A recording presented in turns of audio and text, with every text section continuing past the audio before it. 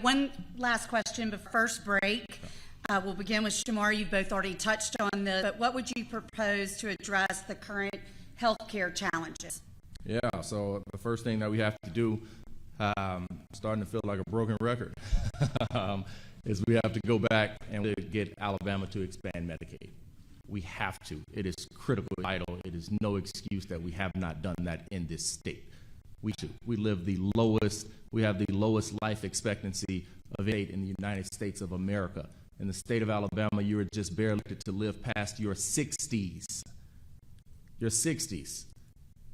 That is unacceptable. That is unacceptable. And for two people, that is because of lack of health care earlier in life. That is because they fall into this coverage gap where they have a job, work hard, but they realistically do not make enough money to be able to afford health insurance on the open market.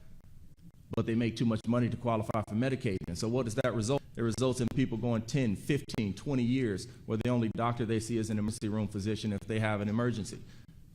Well, that puts strains on our hospital. Ask Jackson Hospital about that right here in Montgomery. We need Medicaid expansion. We need to do that. And if the state of Alabama refuses that, then what we have to do is explore directing funding direct counties to at least be able to provide some of the preventative type services, because we know the issues plague our communities, the issues that plague the counties and the people that live here in District 2 and across the state. These are conditions that are foreseeable. These are healthcare conditions like hypertension, high blood pressure, diabetes, needing dialysis, all things that if you have access to be able to go to a doctor for basic preventative care screening, basic work, basic urinalysis, you can see that you're headed down a pathway where we can make lifestyle changes and get you on a treatment course earlier, because one thing that we know in America, we spend the vast majority of our healthcare dollars on people who are over the age of 60. If we can make them healthier earlier in life, it will be cheaper, it will be a savings on the long term. Thank you. Caroline.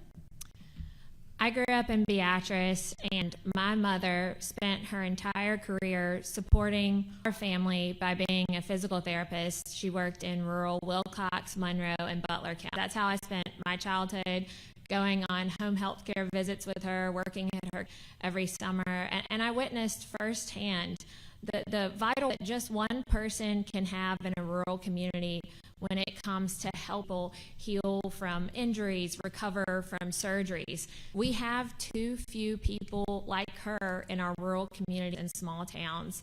And I will fight for funding for rural hospitals. I will fight to ensure that our rural hospitals would qualify for certain programs, like the hospital in Eufaula qualifies for critical access hospital designation and have that designation. So I will fight to ensure that our hospitals are getting the funding and qualifying for the programs that they need. We need to be honest in that the question of Medicaid expansion is one left to the states. And I encourage the governor and our state legislature to examine that, given the rural health care crisis that we have, the closure of the Thomasville Hospital this week, the fact that the hospitals in Crenshaw County and Conecuh County are also on the verge of closing. We cannot expect people to move rural America and take the jobs that we need to develop resources that we have in rural America if there isn't access to health care.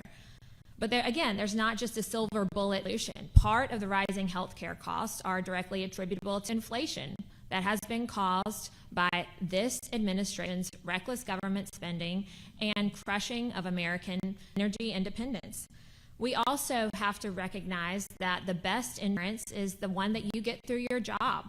So we need to create more jobs to allow people to have private insurance. They're going to pay those reimbursements to keep our rural hospitals open.